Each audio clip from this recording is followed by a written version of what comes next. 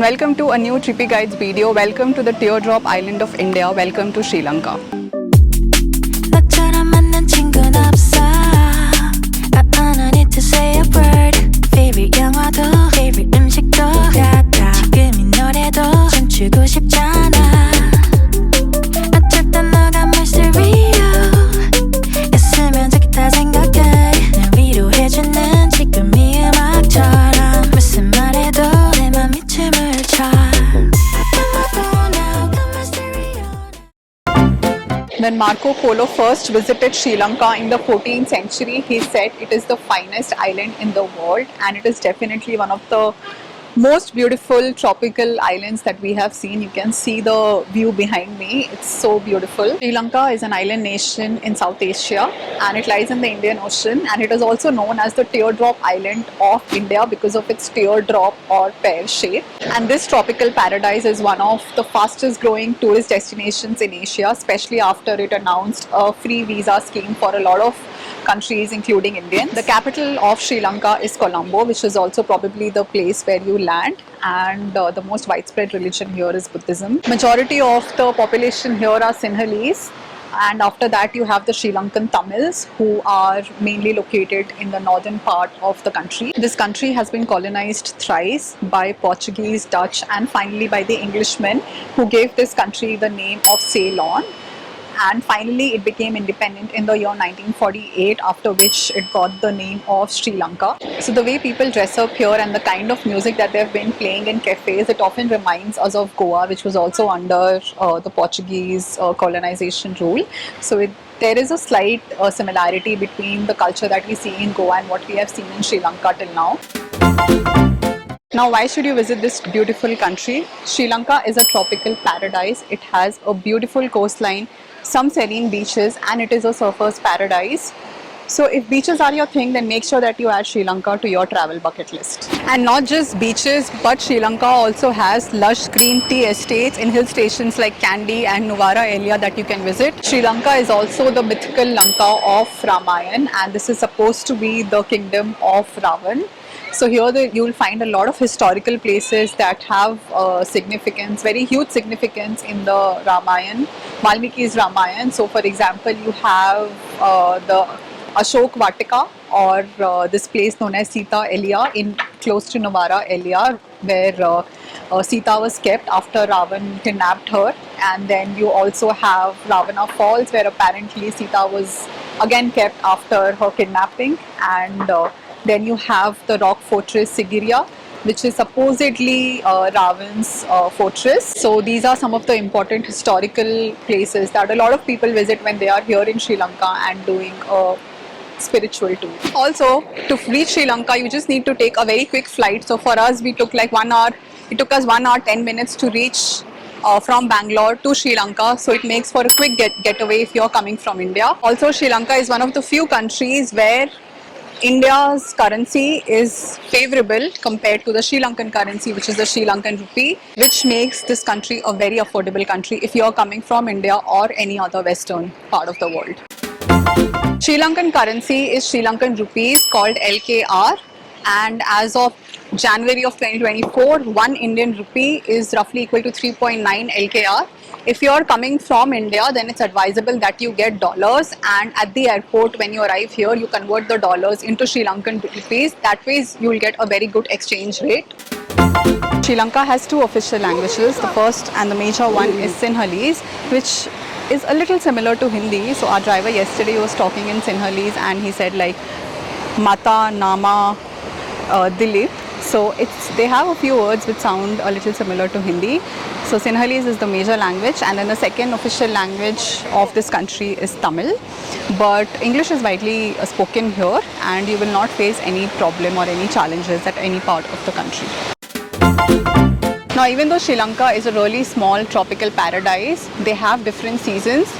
So if you want to explore the southern part of the country, like we are here at Mirissa beach, the southern and the southwestern part of the country, then you can come between November to Feb or March, which is considered to be the dry season here. It's also very famous for surfing, so it's one of the best spots in the world for surfing, and they have one of the best surfs in this beach called Veligama Beach, and they have a lot of surfing schools. So you will see a lot of foreigners, a lot of Europeans, Americans coming here for surfing. So for the south and the southwestern part, this time of November to March is the best time. If you want to explore the hill stations like Kandy, Nuwara Elia, basically the central and the eastern part of the country, then right now it's monsoon season there. So you can go there, but then because it will be raining, you might not be able to do a lot of activities. So there, I think the best season is somewhere between Feb, March till April, May. But generally December to March is considered to be the peak tourist season in entire Sri Lanka, and people love coming here, especially foreigners, during this sunny time. Now, how do you apply for a visa if you're coming from India? Well, Sri Lanka recently announced a free visa for Indian tourists. So all you have to do is you have to apply for ETA, which is the Electronic Travel Authorization Form online. It's a very simple form. I'll add the link of the website, Sri Lankan government website, on which you have to go and apply. Just fill your name and your passport details, and you'll get the confirmation within 24 hours. So even though it's free visa, you still have to apply for this ETA, and they'll ask for it when you are before boarding the flight in India and when you arrive there. So once you arrive at Sri Lanka, then all you need to do is you need to fill a small form, which is the arrival form.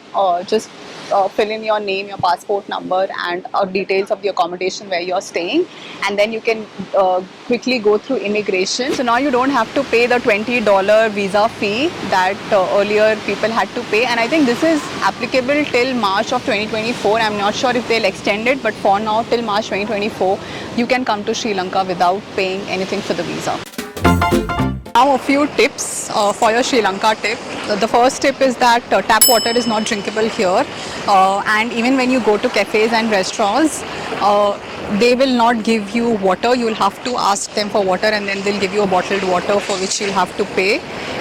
So better is you carry a bottle of water and fill it in your restaurant or your homestay, and then just carry it along with you if you want to save some money. For food ordering, there's this app called Sri Delivery. So yesterday when we were in our room and we didn't want to go out, we were really tired, so we tried this Sri Delivery app, and it's not a very fancy app, but it does the job. So you can just order food using it and pay using cash or card, and you'll be sorted. We generally do not purchase SIM when we are traveling to any country, but in Sri Lanka we did buy one because we wanted to be in touch with our driver and also to access internet, because we weren't sure about the internet connectivity at outdoor areas.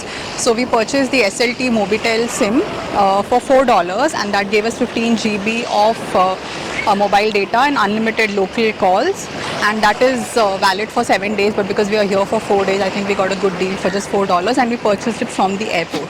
Also, we have gone on boat trips for whale watching, for dolphin excursions in a lot of countries, in 4-5 different countries, and not once have we been seasick. But here in Sri Lanka, when we went for whale watching, we got seasick, and that is something that I had read about earlier as well.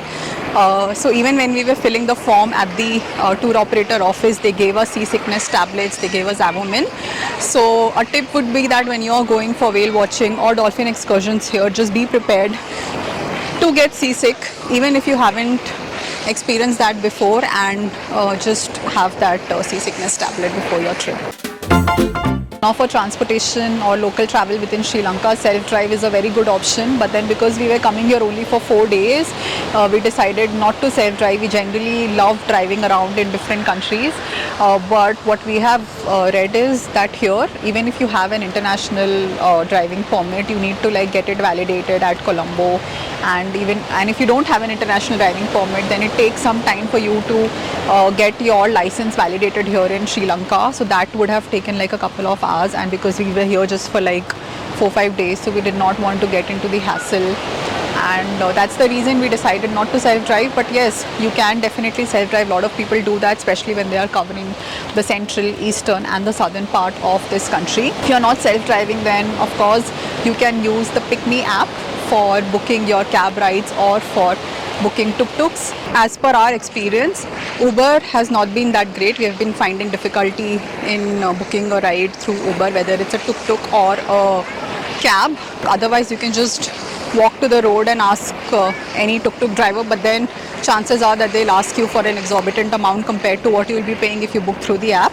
But make sure that you download the Pick Me app when you're coming to Sri Lanka. Otherwise, you can rent scooters here, like how you do it in Goa and other places in India. You can also rent tuk-tuk here. So the auto rickshaws, we saw a lot of foreigners riding the tuk-tuk, so that is another option. You can just go to any local shop and rent a scooter or a tuk-tuk, or you can maybe contact a driver and he'll arrange a car for you, and then you'll have the driver and car at your disposal.